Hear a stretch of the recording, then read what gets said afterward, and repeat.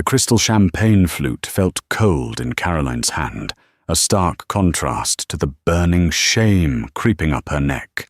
Her husband, Jonathan, let out a booming laugh that echoed slightly in the grand ballroom.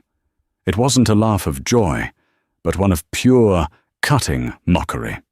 Standing beside him, sleek and predatory in a crimson dress, his colleague Giselle smirked. "Honestly, darling," Jonathan slurred, gesturing towards Caroline's swollen belly. "Look at the state of it. We can't take you anywhere. My poor, frumpy little incubator." The words, spoken just loud enough for their small circle to hear, were daggers.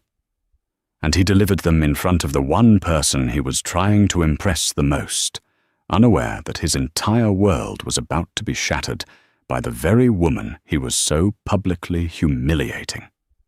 The apartment was a testament to Jonathan Vance's success, a minimalist masterpiece of glass and steel overlooking the sprawling metropolis of New York City. Every piece of furniture was a carefully chosen statement, every surface polished to a mirror shine. It was a space designed for ambition, for closing deals, for celebrating victories. It was not, Caroline Hayes often felt, a place designed for living, especially not for the messy, unpredictable, and overwhelmingly beautiful business of creating a new life. At 7 months pregnant, Caroline felt like an intruder in her own home. Her body, once lean and energetic, now felt cumbersome, a foreign country she was still learning to navigate. She moved with a slow, deliberate grace, her hands often resting on the gentle curve of her stomach, a gesture of both protection and reassurance. Jonathan called it waddling. He'd say it with a smirk, a casual cruelty that had become the background noise of their marriage. "For God's sake, Caroline, can you try to keep up?" He'd snap as they walked down the street, his long strides eating up the pavement while she struggled to match his pace. "We're going to be late." Late for what? Another dinner with his smarmy colleagues who looked right through her. Another gallery opening where he'd network tirelessly while she stood by a potted plant, feeling as decorative and ignored as the foliage. Their life had become a performance, and she had been relegated to a non-speaking role. He was the star, the brilliant senior vice president at Nexus Capital Partners, the man tipped for the next big promotion, a full partnership. She was his wife, the appendage, the future mother of his heir, a role he seemed to view with a mixture of pride and profound irritation. The silence between them was the heaviest thing in the apartment. It was thicker than the plush Tibetan rugs, more imposing than the floor-to-ceiling windows. It was a silence born of 1,000 unspoken resentments, a million moments of casual disregard. He no longer asked about her day, assuming it was a monotonous cycle of prenatal appointments and nursery decorating. He had stopped seeing her, the woman he had once pursued with a relentless, all-consuming passion. The woman with a mind as sharp as his own, a wit that could cut through his arrogance, a past he had conveniently forgotten. Now all he saw was the belly. He saw stretch marks and swollen ankles. He saw a liability, an anchor holding him back from the sleek, untethered life he craved. The invitation had arrived a week prior, an embossed card thick with importance. Nexus Capital Partners was hosting its annual Zenith Gala, a lavish affair where the city's financial titans gathered. This year was special. The firm's founder and CEO, the formidable Desmond Blackwood, was set to announce a new partner.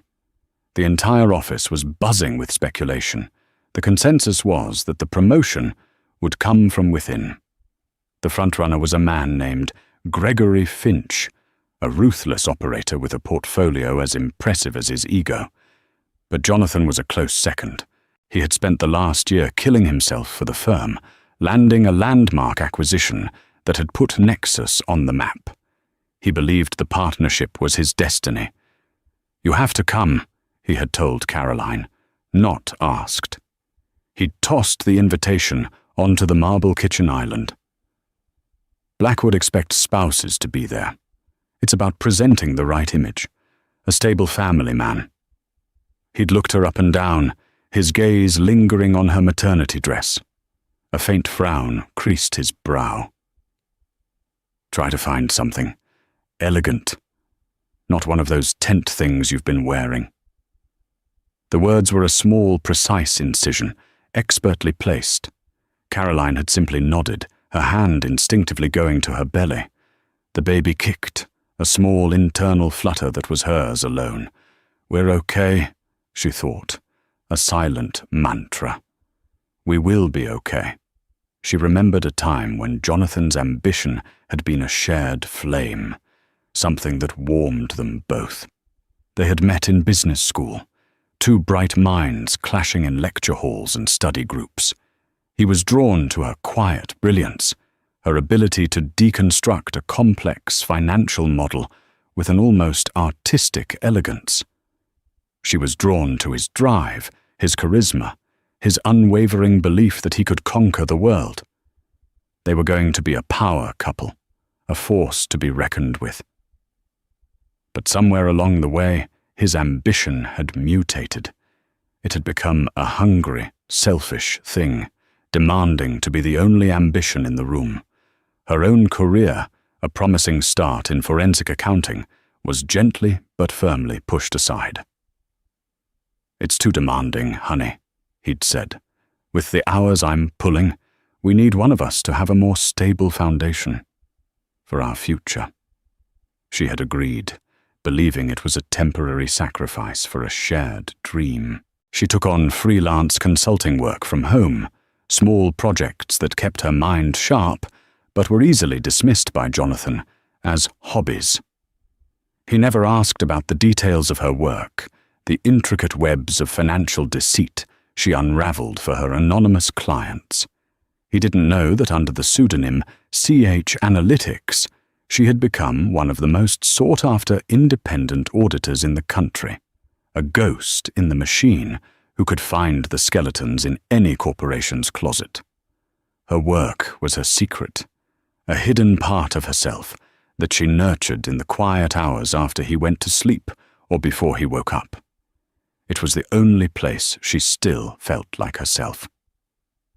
The night of the gala arrived on a wave of cold autumn air. Caroline had spent hours getting ready, not to please Jonathan, but for herself. She had found a stunning, deep sapphire gown, custom-tailored to flow gracefully over her bump. It didn't hide her pregnancy, it celebrated it. Her hair was styled in soft waves, and her makeup was subtle but flawless. For the first time in months, when she looked in the mirror, she saw a flicker of the woman she used to be, confident, poised, and powerful. Jonathan barely glanced at her when he emerged from his dressing room, adjusting the knot of his silk tie. "Ready? The car's downstairs. Try not to trip." The ride to the venue was silent. He was engrossed in his phone, scrolling through market reports, his thumb moving with a frantic energy. Caroline watched the city lights blur past, a river of gold and silver. She felt a strange sense of calm settle over her, the kind of quiet that comes before a storm. She knew tonight was important for him. What he didn't know was that tonight was important for her too, but for entirely different reasons. He was walking into a celebration of his own making. She was walking into a reckoning, and as she placed a hand on the life moving inside her, she knew, with absolute certainty, that she was not walking into it alone. The offices of Nexus Capital Partners were a cathedral of modern capitalism. Sunlight streamed through 40-foot windows, illuminating minimalist desks and the quiet hum of immense wealth being generated. It was a place of sharp suits, sharper minds, and the unspoken, brutal hierarchy of the financial world. Jonathan Vance moved through it like a prince in his own kingdom. His confidence was an aura, his stride purposeful, his greetings to subordinates a perfect blend of charm and condescension. His kingdom, however, had a serpent. Her name was Giselle Croft. Giselle was everything Caroline was not. She was sharp angles and straight lines, from her severe black bob to her stiletto heels that clicked on the marble floors like tiny aggressive hammers. She was an associate in the Mergers and Acquisitions division, working directly under Jonathan. She was ambitious, intelligent, and utterly without scruple. And for the past 6 months, she had been Jonathan's mistress. Their affair was a poorly kept secret, a sizzling undercurrent in the sterile office environment. They conducted it with a brazen carelessness, born of Jonathan's arrogance and Giselle's belief that she was on the winning team. They'd have long lunches that left them flushed and disheveled, late-night strategy sessions behind his closed office door, and shared glances across the boardroom table that were thick with complicity. "Did you see the latest numbers on the Sterling merger?" Jonathan asked, leaning over her desk, his voice low. His hand brushed hers as he pointed to a figure on her screen, a touch that lingered a fraction of a second too long. "I ran the projections this morning," Giselle replied, turning to look up at him. Her eyes were a cool, calculating grey. "We're going to blow Q4 out of the water. Finch's division can't touch us." She smiled, a small, triumphant curve of her lips.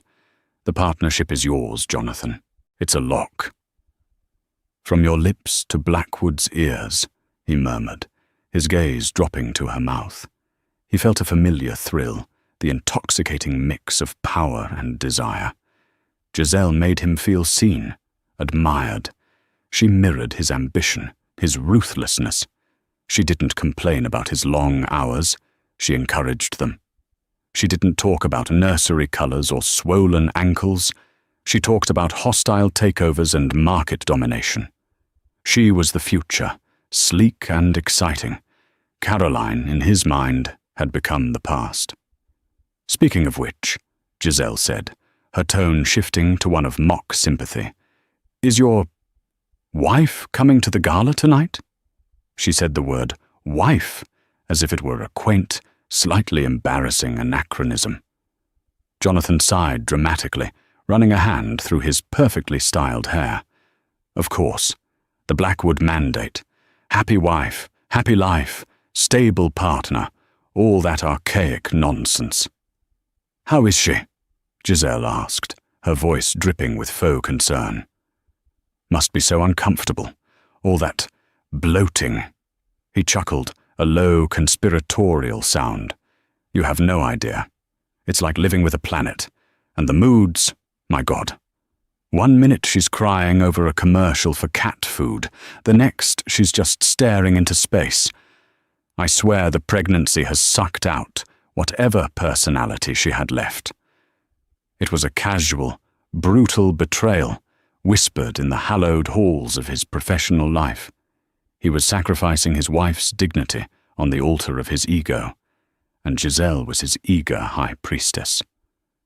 "Poor you," she purred, placing a manicured hand on his forearm. "Having to deal with all that domestic drama when you're on the verge of the biggest triumph of your career. It's not fair." "Tell me about it," he grumbled. "I just need to get through tonight.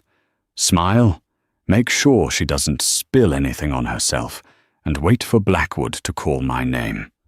Once I'm a partner, everything changes. I'll have the capital, the influence, the freedom to make some real decisions." The unspoken meaning hung between them. The freedom to leave his pregnant wife and start a new, more glamorous life with Giselle. It was the promise he had dangled, the future she was banking on. She saw herself as Mrs. Vance, but a different kind, the power couple version he had once dreamed of with Caroline. Giselle was certain she could be a better leading lady. Throughout the day, the office buzzed with gala-related tension. Everyone was speculating about the new partner. While Jonathan was a strong contender, the whispers of an outside hire had begun to circulate. Heard Blackwood's been courting someone, a junior analyst mentioned by the coffee machine. Some ghost consultant. No one knows their real name, just the company. Hayes Analytics. Apparently they're a legend in corporate restructuring. A real shark. Jonathan overheard this and scoffed. Nonsense, he said to Gregory Finch, his main rival, who was pouring a coffee nearby. Blackwood is old school. He promotes from within. He rewards loyalty. That's just gossip to keep us on our toes. Finch, a portly man with shrewd eyes, shrugged. Don't be so sure, Vance. Blackwood didn't get where he is by being predictable. If there's a bigger shark out there, he'll find a way to get them in our tank. The comment pricked at Jonathan's confidence, but he quickly swatted it away. An outsider. A consultant. No. It had to be him. He had sacrificed too much, worked too hard. His entire identity was wrapped up in this promotion. It was the validation he needed, the proof that all his choices, including the slow, painful dissolution of his marriage, had been worth it. Later that afternoon, he found Giselle by the elevators. "Nervous?" she asked, her eyes sparkling with excitement. "Never," he lied, just eager to get it over with. "I picked out a dress that will make everyone forget who the other partners are," she said, her voice dropping to a seductive whisper. "Crimson. A power color." "I can't wait to see it," he said, his hand finding the small of her back as they stepped into the crowded elevator. It was a brazen act, and he saw the flicker of surprise and disapproval on the faces of his colleagues. He didn't care. He felt invincible. Tonight he would be crowned king, and Giselle would be his queen. As he stood in his office, looking out at the city he was determined to conquer, his phone buzzed. It was a text from Caroline. "I'm starting to get ready. Just wanted to say I hope you have a wonderful evening. You've worked so hard for this." He read the message and felt a pang of something. Not guilt, more like annoyance. It was her attempt at a truce, a moment of support. But to him, it felt pathetic. It was the plea of the vanquished. He didn't reply. He put the phone back in his pocket, the message unread, and straightened his tie. He had more important things to focus on. He had a coronation to attend. He smoothed his suit jacket, practiced his winning smile in the reflection of the glass, and went to find Giselle. The serpent was waiting, and he was more than ready for her kiss. The ballroom of the Astor Hotel was a symphony of excess. Towering floral arrangements perfumed the air, their scent mingling with expensive cologne and the subtle electric hum of ambition. Crystal chandeliers, each the size of a small car, cast a fractured golden light over the assembled crowd.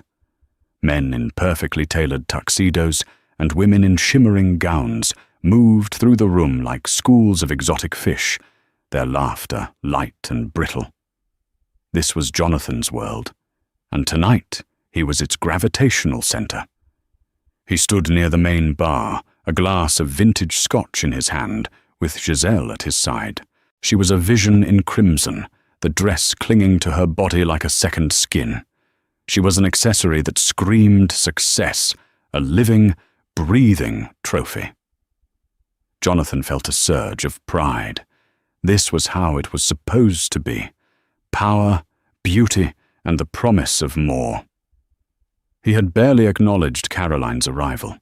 She had entered the ballroom quietly, a solitary figure of sapphire blue in a sea of black, gold, and red. She moved with a serene confidence that irritated him. She wasn't clinging to the walls or looking lost, as he had expected. Instead, she found a small table near the edge of the room, accepted a glass of sparkling water from a passing waiter, and simply watched. Her calm was a quiet rebuke to his frantic energy. "There she is," Giselle murmured, nodding in Caroline's direction, Her lip curled almost imperceptibly. "That dress is certainly a choice. Very maternal." The word was meant as an insult, a way of marking Caroline as other, as belonging to a different, less important world. Jonathan laughed, the sound a little too loud, a little too harsh. "I told her to find something elegant. I suppose that's the best she could do. It's hard to wrap a package that big." A few of their colleagues standing nearby chuckled nervously. They glanced from Jonathan's sneering face to the elegant, pregnant woman sitting alone across the room. It was a moment of supreme cruelty performed for an audience. Jonathan, buoyed by the Scotch and his own ego, decided to press his advantage. He wanted to solidify the narrative in everyone's mind. He was the dynamic, rising star, and she was the dowdy, domestic baggage he was forced to carry. He and Giselle began to walk, a slow, deliberate circuit of the room, stopping to chat with other executives. He made sure their path would eventually lead them directly past Caroline's table. Caroline saw them coming. She watched Jonathan glide through the room, Giselle attached to his arm like a designer parasite. She saw the way he touched her, the way he leaned in to whisper in her ear. There was no attempt to hide it. It was a declaration. She felt a familiar ache in her chest, but beneath it, something else was hardening. Not anger, but resolve. A cold, clear certainty. They stopped in front of her table. Jonathan leaned down, placing his hands on the back of an empty chair, his posture one of casual dominance. "Having fun, darling?" he asked, his voice laced with a condescending sweetness that made her skin crawl. "I'm enjoying the view," Caroline said, her voice even. Her eyes met his, and for a second he felt a flicker of something he didn't recognize. It wasn't sadness or anger. It looked almost like pity. Giselle let out a little, tinkling laugh. "We were just saying how brave you are to come out. It must be so exhausting, I can't imagine." She looked pointedly at Caroline's belly. "I'm so focused on my career, I just couldn't fathom putting my body through all that. My work is my baby." It was a direct hit, a calculated insult designed to diminish Caroline's entire existence into a biological function. Caroline's gaze shifted to Giselle. Her expression remained placid, but her eyes were suddenly sharp, analytical. It was the look she got when she was staring at a fraudulent balance sheet, the moment just before she found the lie. "That's one way to look at it," Caroline said softly. "Another is that building a legacy takes many forms. Some people build them with spreadsheets and leveraged buyouts. Others build them with flesh and blood. Both require a great deal of strength and integrity." The word integrity hung in the air, a quiet accusation. Giselle's smile tightened. She hadn't expected a response, let alone one with such a sharp edge. Jonathan, feeling the tide of the conversation turn, decided to end it with a final, crushing blow. He wanted to reassert his dominance, to put Caroline back in the box he had built for her. He let out the booming, performative laugh that Caroline had heard from across the room. "Oh, darling, listen to you," he said, shaking his head as if she were a precocious child. He gestured vaguely at her midsection. "Legacy? Please, don't be so dramatic. You're my poor, frumpy little incubator. Just focus on that, okay? Let the grown-ups handle the important work." The words hit the air and seemed to suck all the oxygen out of it. The nervous chuckles from their colleagues died. A few people looked away, their discomfort palpable. It was no longer a joke. It was a public execution of his wife's dignity. Giselle smirked, her victory complete. Caroline didn't flinch. She didn't cry. She simply looked at her husband, the man she had once loved, the father of her unborn child, and saw him for what he truly was, A hollow man, terrified and small, puffing himself up with the pain of others. The burning shame she had felt earlier was gone, replaced by an icy calm. She slowly pushed her chair back and rose to her feet. The sapphire dress fell in perfect lines, and suddenly she didn't look cumbersome or frumpy. She looked regal. She looked powerful. Her height, enhanced by the pregnancy, made her seem taller than him for a moment. "You're right, Jonathan," she said, her voice clear and carrying in the sudden lull. "The grown-ups do have important work to handle." She turned, without another glance at him or his mistress, and began to walk. Not back to the lonely table at the edge of the room, but towards the stage at the front, where Desmond Blackwood was now stepping up to the podium, a sheaf of papers in his hand. Jonathan watched her go, a frown of confusion on his face. What was she doing? Was she leaving? Creating a scene? He felt a flash of fury. How dare she try to steal his moment? "What the hell is her problem?" he muttered to Giselle. Giselle just shrugged, her eyes fixed on the stage. "Let her go. It's for the best. Now, quiet. Blackwood's about to speak. He's about to announce your new life."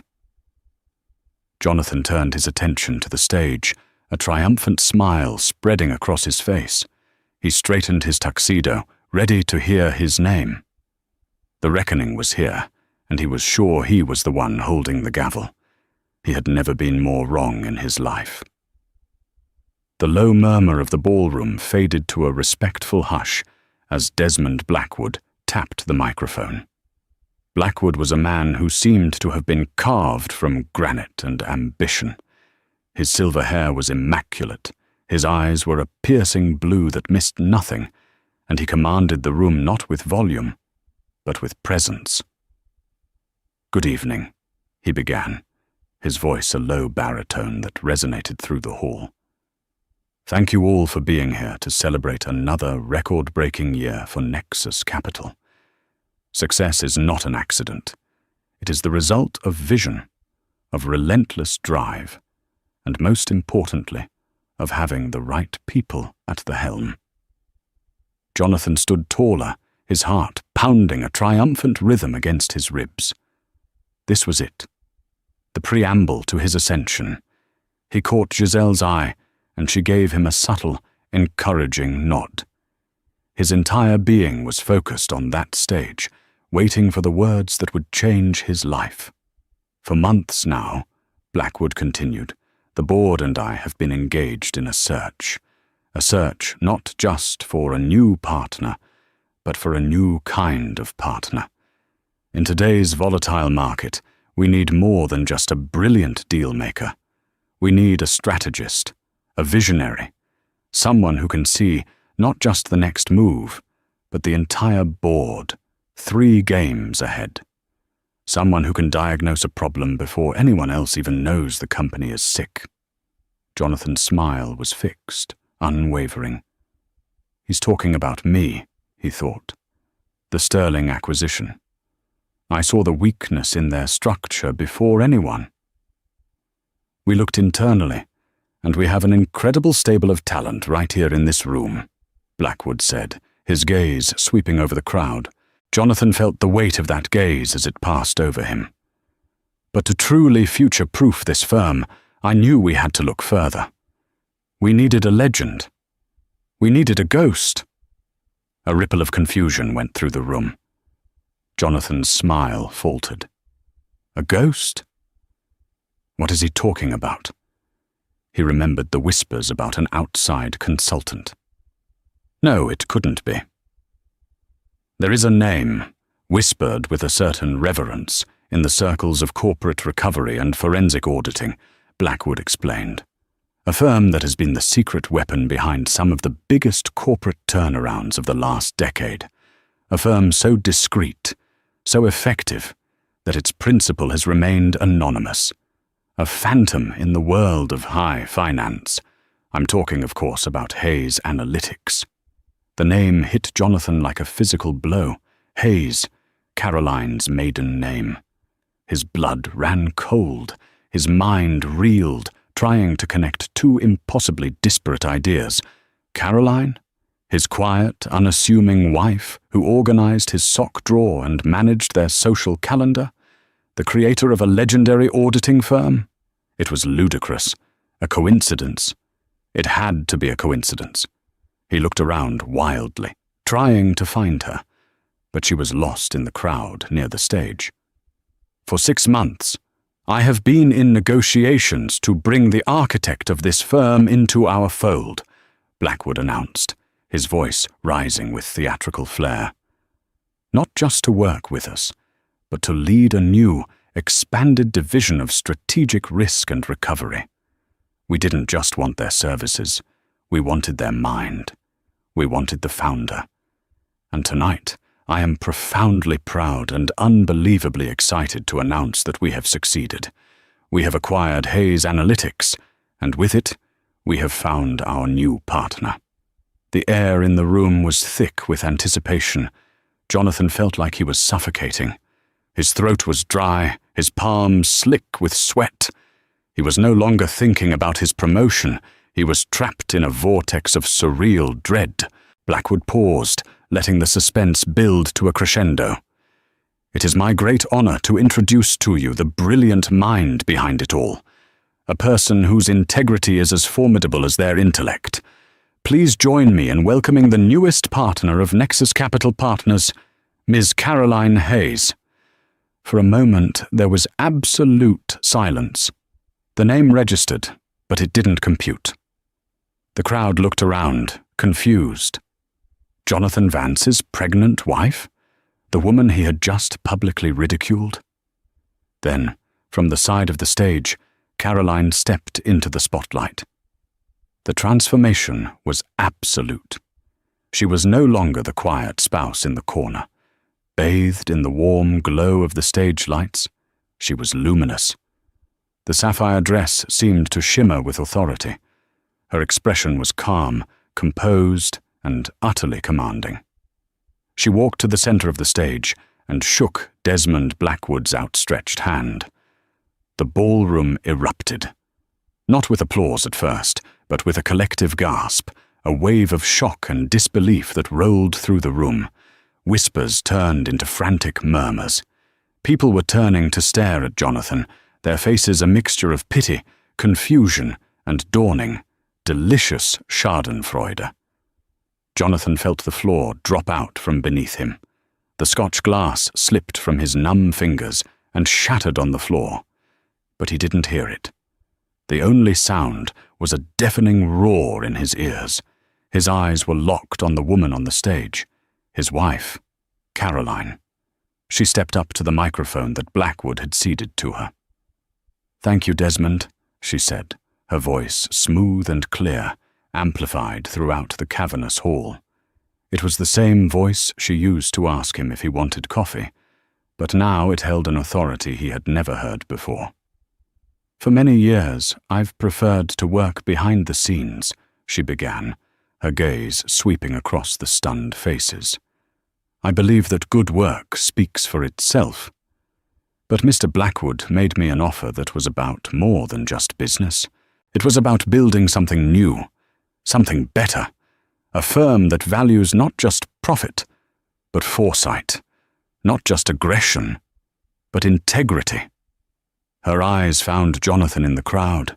He stood frozen, a statue of disbelief, with Giselle beside him, her face a mask of pale, slack-jawed horror. Caroline's gaze lingered on him for just a beat, no malice in it, only a profound, heartbreaking finality. It was the look of a chapter closing.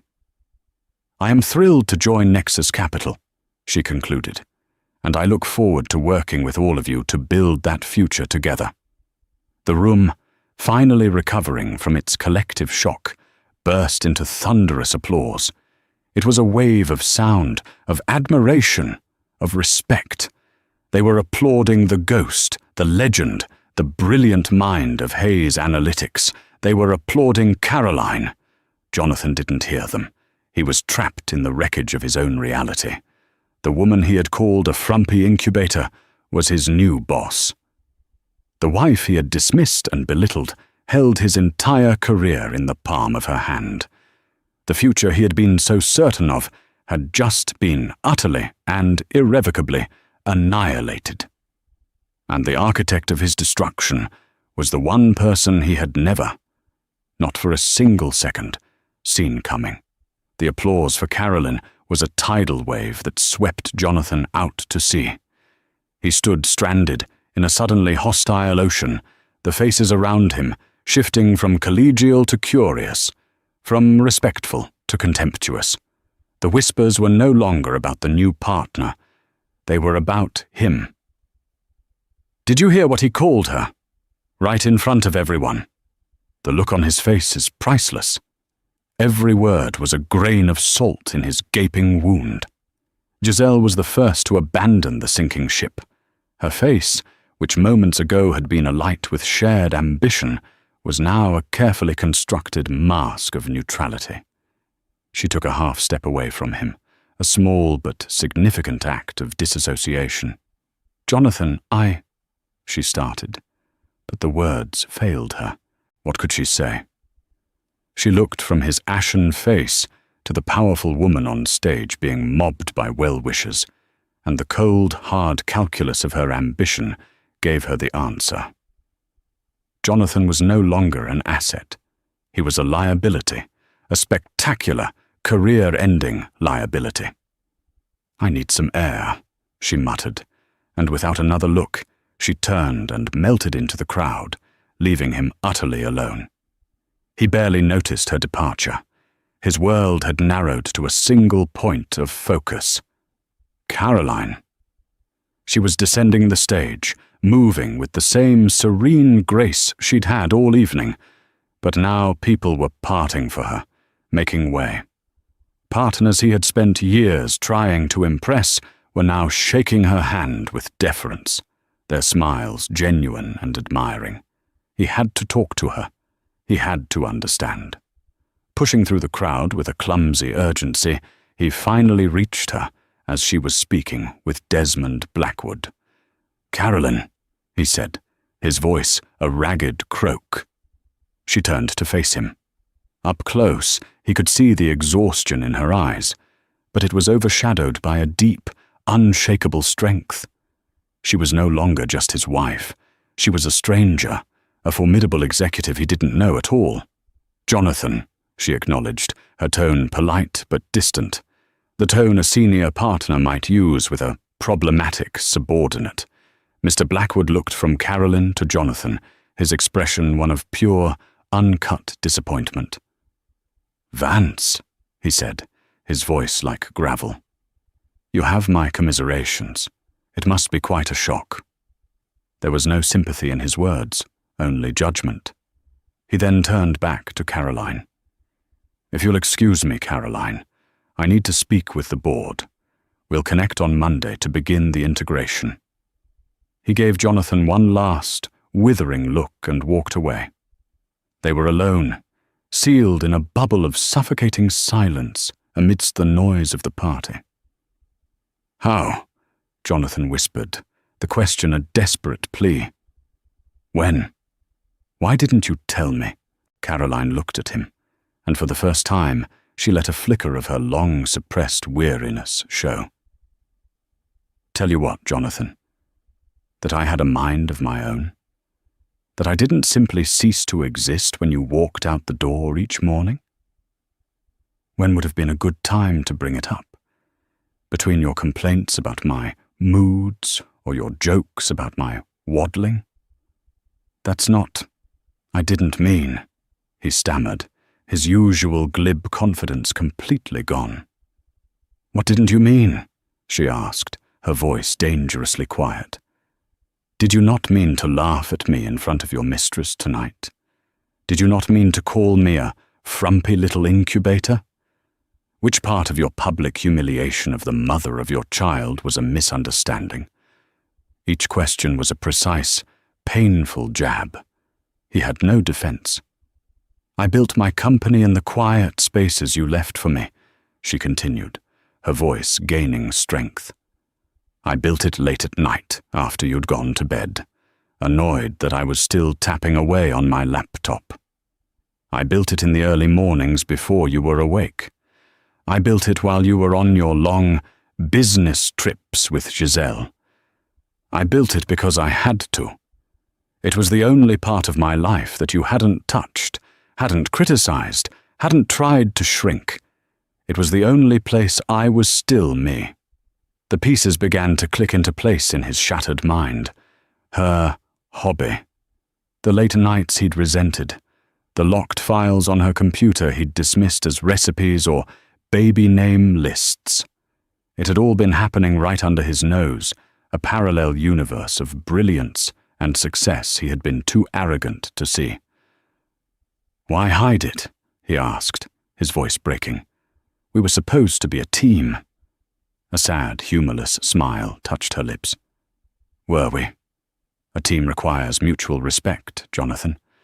When was the last time you asked me a single question about my thoughts, my ideas, my ambitions, and actually listened to the answer? You didn't want a partner. You wanted a cheerleader, an assistant, a beautifully decorated vessel for your heir. When I got pregnant, even that wasn't good enough. I became an inconvenience, an embarrassment." She took a step closer, and he instinctively flinched.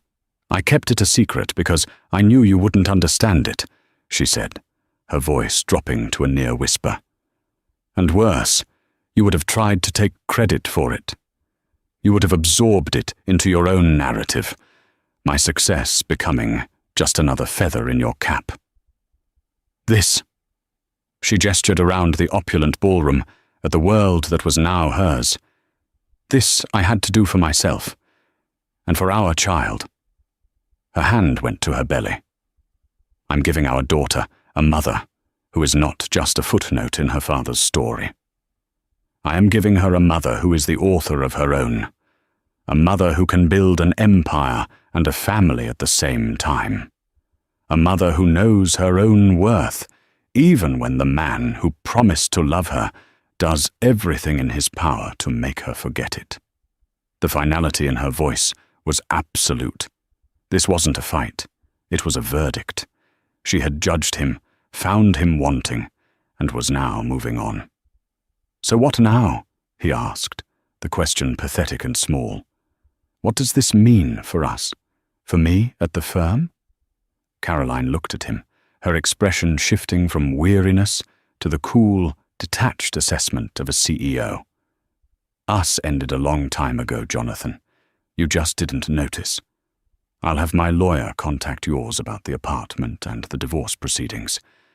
As for the firm," she paused, letting the weight of her next word settle. "You'll report to Gregory Finch, effective Monday. My new division will be taking precedence on all major accounts. I expect your full cooperation. You are, after all, just a senior vice president. You work for me now." She turned to leave, then stopped and looked back at him one last time. "And Jonathan," she said, her voice devoid of all emotion, "don't ever speak about my body again." With that, she walked away, leaving him standing in the ruins of the life he had so carelessly demolished. The laughter, the whispers, the shattered glass at his feet, it was all a monument to his own spectacular, self-inflicted downfall. Monday morning at Nexus Capital, partners felt like the day after a revolution. The air, usually charged with the aggressive energy of a trading floor, was thick with a tense, watchful silence. The news of the gala had spread like wildfire, mutating with each telling until it had become the stuff of corporate legend. Jonathan Vance, the arrogant prince, had been publicly dethroned by his own quiet, pregnant queen. When Jonathan walked through the glass doors, it was as if a ghost had entered the building. Conversations ceased. Heads turned. The looks he received were a brutal cocktail of pity, morbid curiosity, and thinly veiled contempt. He, who had thrived on being the center of attention, now found it to be an unbearable torture. His aura of invincibility was gone, replaced by the stench of failure. His office, once his sanctuary of power, felt like a glass cage. He could feel the eyes of his colleagues on him, watching his every move. His first meeting was with Gregory Finch, his longtime rival, now his direct superior. Finch, who had always been a step behind Jonathan, was now relishing his victory. "Vance," Finch said, leaning back in his chair with a smug grin. He didn't bother to ask Jonathan to sit. "Tough weekend?" Jonathan just stared at him, his jaw tight. "Look, the board and Ms. Hayes want to make this transition as smooth as possible," Finch continued, savoring every word. "Your accounts are being reassigned to her new strategic risk division. You'll be handling the overflow, mostly legacy clients, paperwork, maintenance, that sort of thing." It was a demotion in all but name. He was being sidelined, put out to pasture. The high-stakes, high-glory deals were gone. He was being relegated to the corporate basement. "And Jonathan," Finch added, his eyes gleaming with malice, "a word of advice. Keep your head down. You're on very thin ice." The humiliation was just beginning. Later that day, an email went out announcing the formal integration of Hayes Analytics. It included a new organizational chart. There, at the very top, just under Desmond Blackwood, was Caroline Hayes, partner and head of strategic risk. And there, buried deep in a sub-department under Gregory Finch, was his own name, Jonathan Vance, SVP, Legacy Accounts. His affair with Giselle evaporated as if it had never existed. He saw her near the coffee machine, and she met his gaze for a fleeting second before turning her back on him, engaging in an animated conversation with another colleague. Her message was clear. He was poison. Their shared whispers and secret trysts were now a liability she couldn't afford. She had gambled on a king and lost. Now she was scrambling to distance herself from the court jester. His life outside the office was imploding with equal ferocity. When he returned to the apartment that evening, a neatly packed suitcase was waiting for him by the door. On top was a single-page letter from Caroline's lawyer. It was a formal notice to vacate the premises, which were solely in her name. A detail he'd forgotten, a prenuptial agreement he'd insisted on to protect his assets, never imagining her assets would one day dwarf his own. The locks had already been changed. He checked into a sterile, soulless corporate hotel. The silence was deafening. He tried to call Caroline, but the calls went straight to voicemail. He sent a flurry of texts, a pathetic mix of apology, blame, and desperation. "Caroline, we need to talk. This is insane. I'm sorry, okay? I was an idiot, a jerk. I'm sorry. How could you do this to me? To us? After everything? I love you. Don't do this." The final text felt like a lie, even as he typed it.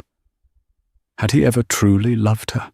Or had he just loved the idea of her, the way she fit into the life he was building? He received only one reply, not from her, but from a number he didn't recognize. "Mr. Vance, this is Caroline Hayes's personal assistant. Please direct all future correspondence to her legal counsel. She will not be responding to you directly." He was shut out, completely and efficiently. The same ruthless precision she applied to her work was now being applied to the dismantling of their life together. The days that followed were a waking nightmare. At work, he was a pariah. His projects were mundane. His authority was non-existent, and he was forced to sit in meetings where Caroline's name was spoken with a reverence once reserved for Blackwood himself. He would see her in the hallways, always surrounded by people, always deep in conversation. She never looked at him. It was as if he had been erased from her world. He tried to salvage his pride, to find some way to reclaim his narrative. He cornered a junior analyst he had once mentored. "It's a crazy situation, right?" he said, attempting a laugh. "My wife, of all people." The young man just looked at him with uncomfortable pity. "She's really impressive, sir. The models she built for the new risk assessments are revolutionary." He quickly made an excuse and fled. Jonathan was no longer a success story. He was a cautionary tale. He was the man who had gold in his house and went digging in the dirt. He was the fool who laughed at a giant, unaware he was standing in her shadow. His house of cards, built on a foundation of arrogance and deceit, had been blown down by a single, quiet breath of truth. And now he was left shivering in the ruins, utterly and deservedly alone. 3 months passed. Winter had settled over the city, encasing the skyscrapers in a brittle layer of frost.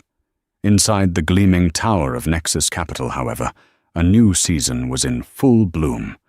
It was the season of Caroline Hayes. She had transformed the firm. Her new division wasn't just a success, it was a juggernaut.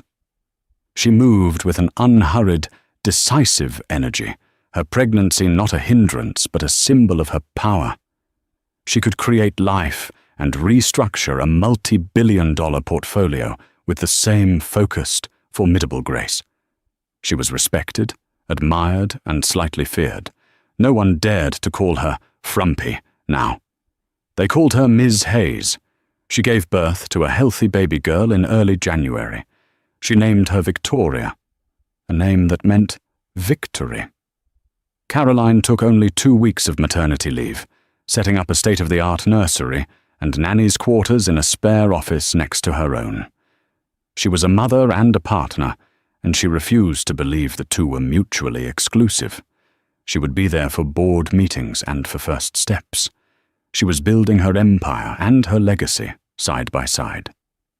Jonathan, meanwhile, had faded into the background. He was a ghost in his old kingdom. The demotion was permanent. He did his tedious work with a joyless, mechanical efficiency.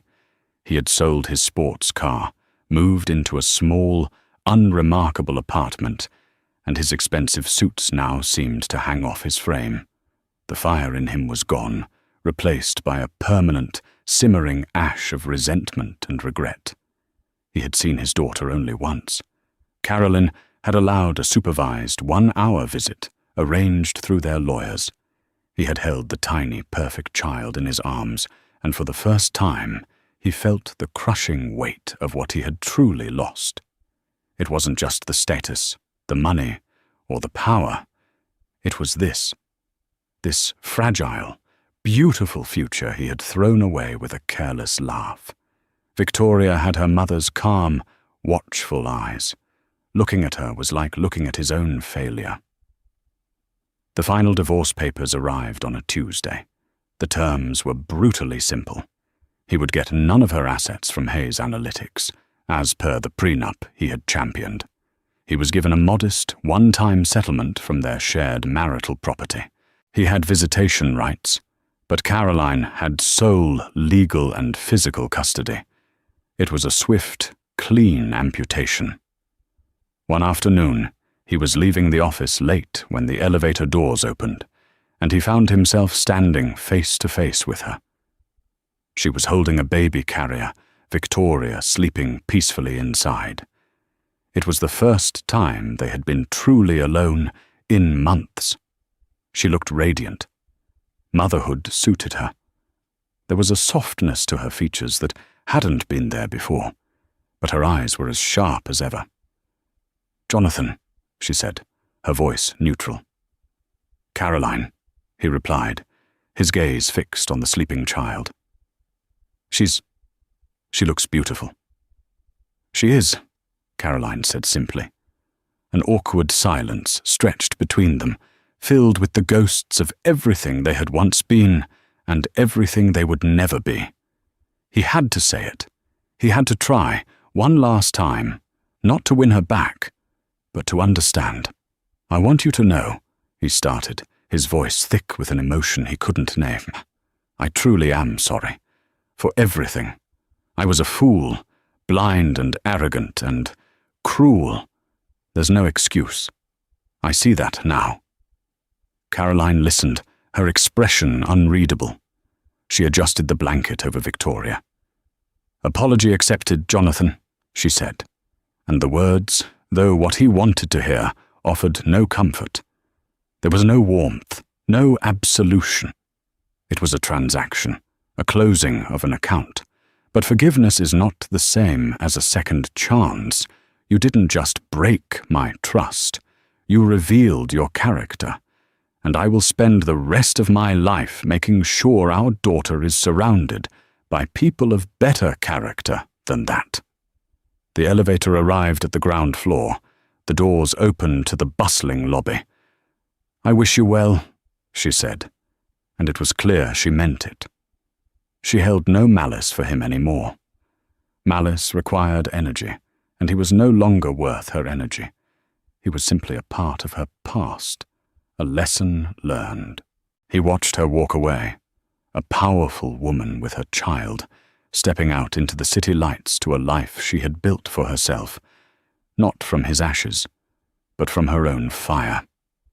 He had been a chapter in her story, but she was the entire book, and he finally understood that the greatest partnership he had ever been offered was the one he had been too blind to see, and he would spend the rest of his life living in the quiet, empty space where that love used to be. Jonathan Vance learned the hardest lesson of all.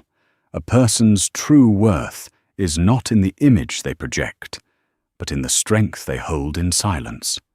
He dismissed his wife as a simple incubator, only to discover she was the architect of an empire he could only dream of building. Caroline's story is a powerful reminder that the people we underestimate are often the ones with the most profound power, waiting for the right moment to reveal their brilliance. She didn't seek revenge. She simply claimed the success that was rightfully hers, building a new life of victory and integrity for herself and her daughter. If Caroline's journey from being silenced to becoming the most powerful voice in the room resonated with you, show your support by hitting that like button. Share this video with anyone who needs a reminder of their own hidden strength. And don't forget to subscribe and turn on notifications for more unforgettable stories where the underestimated rise and claim the power they were always meant to have. What did you think of Jonathan's downfall? Let us know in the comments below.